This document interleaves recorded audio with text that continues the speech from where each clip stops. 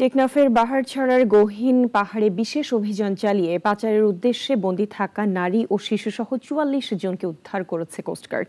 শুক্রবার এক প্রেস ব্রিফিংয়ে তথ্য জানিয়েছেন কোস্টগার্ডের Teknaf station commander lieutenant Salauddin Rashid Tanfir. তিনি জানান, গোপন তথ্যের ভিত্তিতে বাহারছড়ার পিনিস ভাঙা পাহাড় এলাকায় অভিযান পরিচালনা করে কোস্টগার্ড।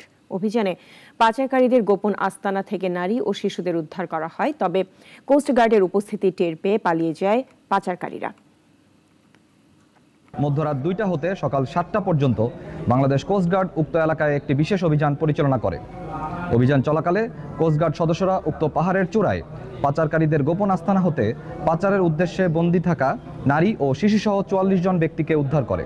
উদ্ধারকারীদের জিজ্ঞাসাবাদে জানা যায়, কয়েকটি সংঘবদ্ধ পাচারকারী চক্র বিদেশে উচ্চ বেতনের চাকরি, সুবিধাজনক কর্মসংস্থান, উন্নত জীবনযাপনের স্বপ্ন, অল্প খরচে বিদেশ যাত্রা এবং বিনা অর্থে প্রেরণ করে পরবর্তীতে কর্মস্থলে কাজের মাধ্যমে খরচ পরিশোধের সুযোগের প্রলোভন দেখিয়ে টেকনাফ সহ দেশের বিভিন্ন এলাকা থেকে বাংলাদেশি ও রোহিঙ্গা নাগরিকদের মালয়েশিয়ায় গমনে উদ্বুদ্ধ করে।